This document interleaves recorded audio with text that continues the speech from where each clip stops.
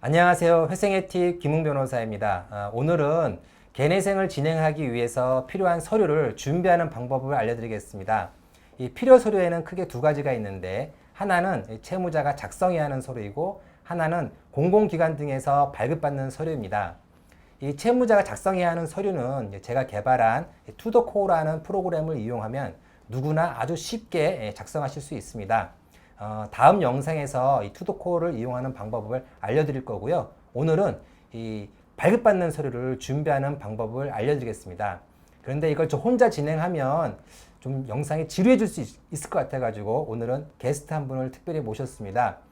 저희 법인에서 일하고 있는 분인데 저와 함께 개인회생 분야에서 일하지 않고 다른 업무, 송무팀장을 맡고 있는 신국균 팀장이라고 합니다. 어서 오시죠. 네, 인사 좀 해주실까요? 안녕하세요.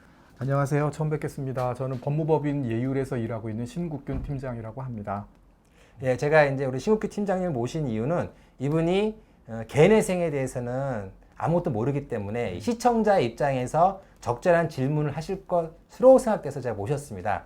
그러면 우리 신국균 팀장님과 함께 필요한 서류를 무엇이 있고 어떻게 발급받는지 간단히 알려드리겠습니다. 제일 중요한 거는 아무래도 부채증명서가 되겠는데요. 부채증명서는 대체로 다 대리인 사무실에 맡기고 있습니다. 근데 대리인 사무실에서 채무자 대신에 부채증명서를 발급받으려고 하면 본인의 인감증명서와 인감도장 그리고 신분증 사본이 필요합니다. 그리고 주의하실 점은 이 인감증명서는 대리로 발급받은 건 아니고 안 되고 채무자 본인이 직접 가서 발급받은 인감증명서가 있어야 이 대리인 사무실에서 부채증명서를 대신 발급받을 수 있습니다. 물론 본인이 직접 채권자를 방문하거나 전화를 통해서 발급받을 수도 있고요. 그냥 제가 확인차 말씀드리는 네, 건데 네. 그러면 본인이 직접 뗄 때에는 부채증명서를 뗄 때에는 뭐 인감이나 인감증명서는 필요 없는 거겠죠? 네, 맞습니다. 예. 인감이나 인감증명서 필요 없고 다만 신분증은 필요하겠죠. 네. 다음에 이제 인터넷으로 발급받을 수 있는 서류를 안내드리겠습니다. 이 개내회생에서 필요한 서류의 99% 아니 너무 많은가? 90%는 전부 다 인터넷에서 발급받을 수 있습니다. 다만 이제 공인인증서가 있어야 되겠죠. 그러면 지금부터 인터넷에서 발급받는 게 뭐가 있는지 한번 제가 읊어보겠습니다. 대법원 전자가족관계 등록 시스템 이거 네이버에 딱 검색하면 나옵니다. 거기서 가족관계증명서 상세로 한 통, 혼인관계증명서 상세로 한 통, 그 다음에 정부24에 또 들어가셔가지고 주민등록 초본 한 통, 주민등록 등본 한 통, 자동차가 있는 경우에는 이 자동차 등록 원부도 띄셔야 되는데 을부까지 띄셔야 됩니다. 근저당권이 설정된 경우에는 간혹가다 갑부만 띄워오시는 분들이 있는데 을부까지 띄워오셔야 되고요. 다음에 홈택스에 들어가셔가지고 이 소득금액 증명 최근 3년간 근로소득자인 경우에는 근로소득자용 3년간 띄시고 혹시 겸하고 있으면 종합소득세 신고자 용도 그리고 사업하시는 분들은 이제 종합소득세 신고자용을 최근 3년간 띄시고 되고요. 그 다음에 체납 내역 사실 증명이라고 세금 밀린 게 있는지 없는지 없어도 띄셔야 됩니다. 체납 내역 사실 증명. 그리고 폐업한 사실이 있는 분들 같은 경우는 폐업 사실 증명도 홈택스에 들어가서 띄셔야 되고요.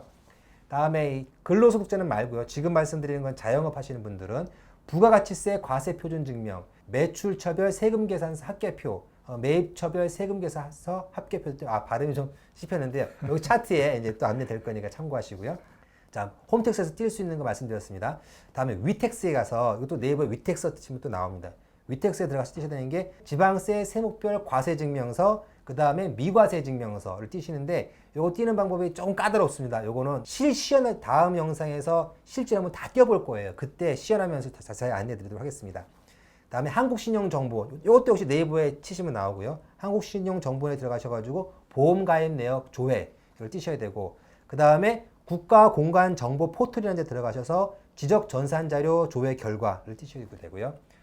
다음에 인터넷 등기소에 가셔가지고 부동산 등기부 등본을 띄시는데 뭘 띄냐? 본인이 주민등록 초본상 최근 5년간 거주한 주소지, 그 주소지에 부동산 등기부 등본을 띄셔야 됩니다.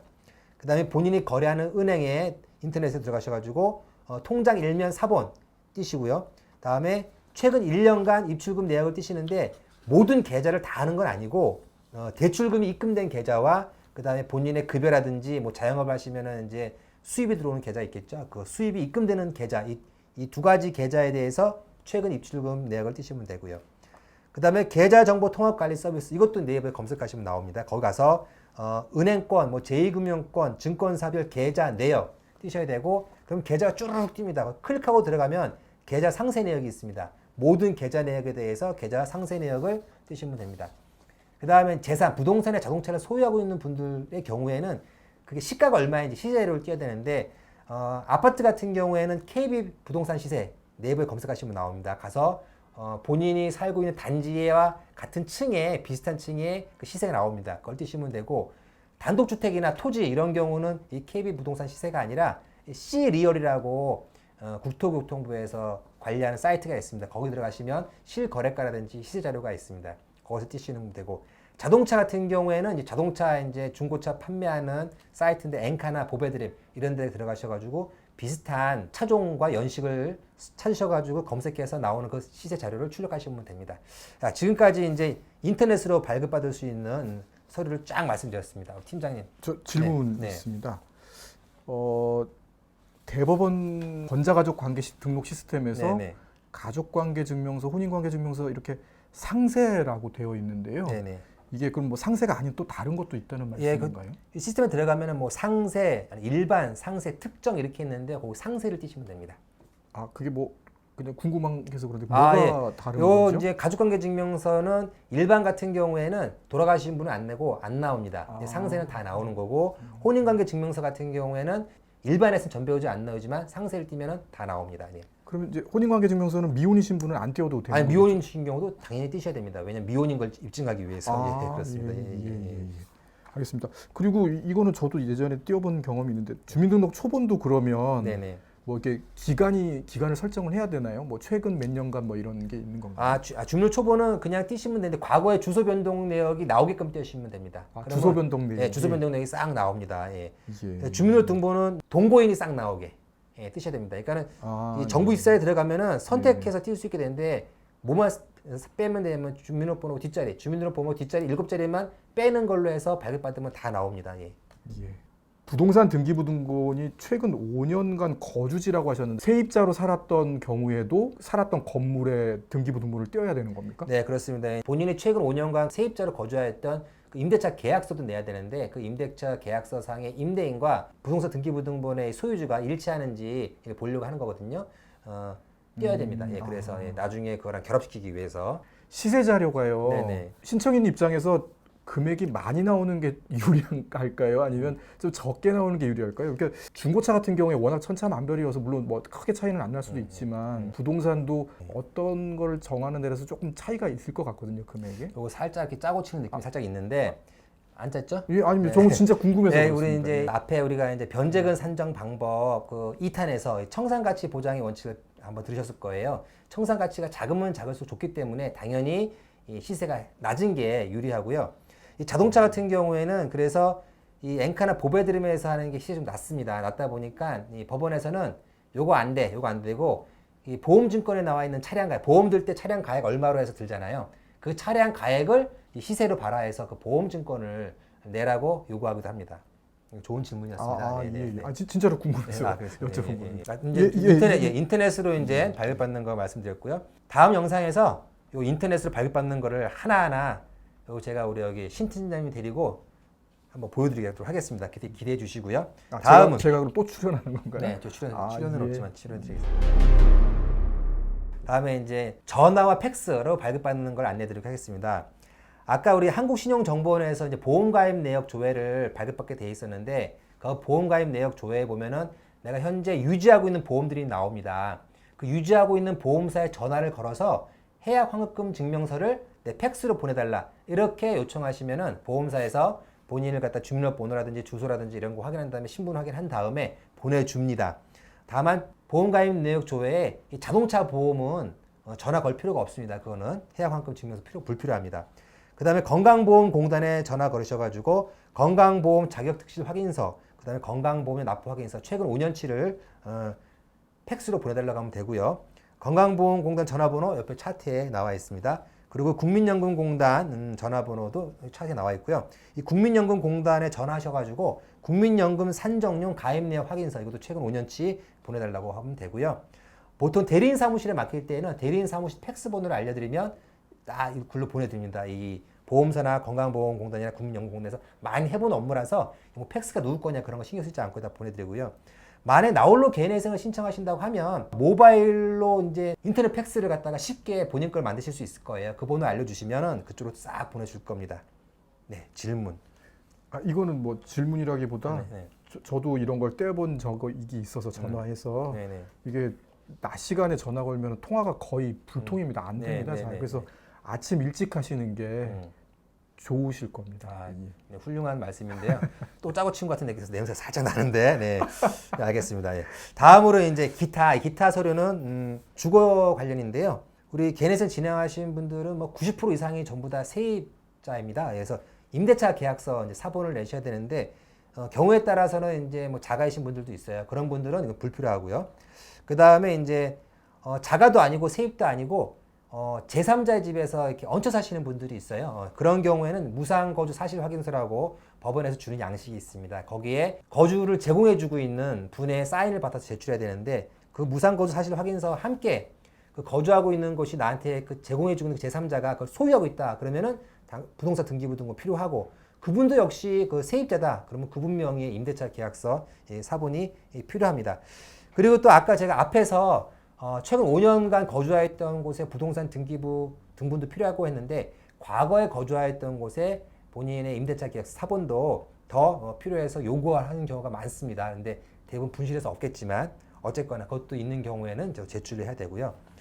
다음에 이제 급여소득자 같은 경우에는 회사에다 요청해서 재직증명서 받아야 되고 작은 회사에는 재직증명서 그런 양식도 없고 없다고 하는 경우도 있어요. 뭐 직원 한 명이고 이런 경우에는 그런 경우는 뭐 근로계약서라든지 근로계약서도 없다 그러면은 그 사장님 사인 받는 사실확인서 같은 거라도 제출해야 됩니다. 그리고 또 회사에 말씀드려서 뭐 최근 1년간 급여 명세서 달라고 하면 주고요. 물론 이것도 작은 회사는 없습니다. 없으면 안 넣어도 되고요. 그 다음에 전년도 근로소득 원천징수 영수증 회사의 뭐 총무과나 뭐 회계 보는 그 부서에 요청하면 되고요. 이것도 없는 데에는 그냥 그 홈택스에 가면 또 발급받을 수 있습니다. 다음에 이제 그 4대 보험도 안 되는 이런 직장에서 근무하시는 분들 같은 경우에는 직장의 그 사업자 등록증 사본도 발급받아야 되는데 뭐 사장님이 잘 안 주신다 그러면 뭐 식당 어디 걸려 있는 이 사업자 등록증 사본을 이렇게 사진으로 찍어서 내줘도 됩니다. 그 다음에 근무 기간이 1년 이상인 경우에는 예상퇴직금 확인서를 사장님 사인 받아서 내셔야 됩니다. 영업소득자 같은 경우는 본인의 이제 사업자 등록증 사본이 필요하고 그 다음에 본인의 1년간 수입이 얼마인지 산정하는 표가 필요합니다. 이거는 이제 각 대리인 사무실에서 그 양식들이 있어요. 그 양식 작성해 제출하면 되는데 내용이 뭐냐면은 뭐 카드 매출이 얼마고 1년간 현금 매출이 얼마고 그 다음에 뭐 인건비가 얼마 나갔고 그리고 뭐 재료비가 얼마 들고 뭐 임대료가 얼마 들고 그래서 내 순수입이 얼마다라고 하는 그 산정표입니다. 이걸 작성하시면 됩니다. 거기다 말씀드렸는데 기타 관련해서 질문 있으신가요? 그 아까 무상거주 사실 확인서라는 거 네네. 제 3자의 집에 이제 내가 살 때 신청이 네네네. 받는다고 했는데 그럼 부모님 집에 사는 경우는 어떤가요? 부모님 집에 사는 경우에도 부모님한테 무상거주 사실 확인서를 받아야 됩니다. 뭐 잠깐 설명하면 왜 그러냐면은 본인이 본인 돈으로 부모님 명의로 집을 사드리고 마치 나는 내 재산이 아니다 하는 경우에 부모님이 이거 사인하게 해주게 되면 부모님도 약간 같이 공모하는 느낌이 들잖아요. 예. 그래서 법원에서 이런 책임 소재를 많이 여러 명한테 얽히 만드는 거예요. 그러면은 어느 한 군데서 맡기지 않을까라 생각하는 거예요. 예. 이 무상거주 사실 확인서는 언제만 뛰면 돼? 내 배우자 명의 집에서 사는 경우만 안 돼요. 그러면 이제 부부 사이에는 안 떼도 부부 사이는 안 되고 떼도 되고 그 외에는 그 외에는 무조건 다 떼어야 무상거주 사실 확인서를 다 떼야 됩니다. 말씀이구나. 그리고 저도 이때까지 이거 한 번도 떼본 적이 없어 그런데 회사에 이런 예상퇴직금 확인서 같은 거를 이게 신청하는 게 조금 그렇죠. 네, 예. 그럴 것 같. 좀 이제 큰 회사는 떼어주는데 예. 작은 회사들은 안 떼어주고 요 예상퇴직금 확인서를 갖다가 받기 좀 어려운 경우에는 저희가 계산해가지고 냅니다.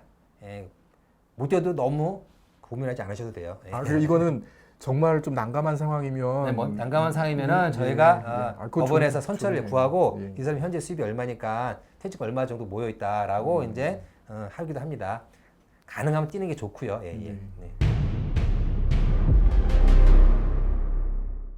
네, 이제 지금까지 이제 우리 개인회생을 진행하시는 분들이 발급받아야 되는 서류를 한번 말씀을 드렸는데요. 많다 하면 많고 또 복잡하다 하면 복잡합니다. 이것 때문에 이제 그 부담을 느끼시는 분들이 많아요. 그래서 제가 크게 부담되지 않는다라는 것을 갖다가 보여드리기 위해서 여기 신 팀장님을 숙달된 조교를 해서 다음에 이거를 쫙 발급받는 방법을 한번 영상을 보내드릴 거고요.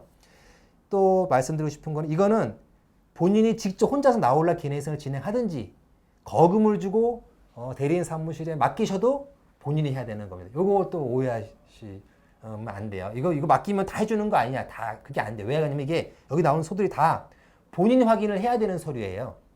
그래서 이제 뭐 본인 확인하는 방법이 공인인증서나 뭐 신분증이나 경우에 따라서는 뭐 전화로 해서 주소라든지 주민번호 물어보고 확인하기도 하는데 어쨌거나 법적으로는 다 본인 확인을 해야 되는 서류예요. 물론 경우에 따라서는 인감증명서가 있어 제3자 대리할 수 있는 경우가 있어요. 그리고 그런 서비스를 하는 데도 있고 하지만 비용이 이 수십 가지 서류 갖다가 하려면 어마어마한 비용이 나올 거예요. 그러니까는 저희가 만들어 드리는 영상 잘 보시고 그리고 우리 신 팀장이 하는 시연하는 거 잘 보시고 본인이 발급하시면 됩니다. 제 예상컨대 얼마나 걸릴지 모르겠어요. 이게 1시간이 걸릴지 2시간이 걸릴지 3시간이 걸릴지 모르겠지만은 진짜 인터넷을 한번 쫙 발급받고 전화 걸어서 하는 것까지 한번 영상 보내드리겠습니다. 약속드리겠고요. 혹시 오늘 내용 중에서 궁금한 거 있으면 댓글로 남겨주시면 또 상세히 답변을 드리도록 하겠습니다. 또 제가 최근에 최근은 아니군요. 이 영상이 나갈 때쯤 되면 이미 성황리에 지금 활성화되어 있을 카페가 하나 있습니다. 네이버 카페인데 개인회생 진행 중이라는 개인회생을 현재 진행하고 있는 분들이 뭐 저희 사무실이나 다른 사무실에 진행하고 있는 분들이 궁금해하는 사항에서 다 답변해드리는 모든 정보를 오픈하는 그런 카페가 지금 운영 중에 있으니까 그 카페에 들어오셔가지고 질문해 주시면 저나 우리 저희 직원들이 아주 상세하게 답변을 드리겠습니다. 네, 그럼 정리해 보겠습니다. 지금까지 회생의 티 김웅 예, 신국균 였습니다. 감사합니다. 네.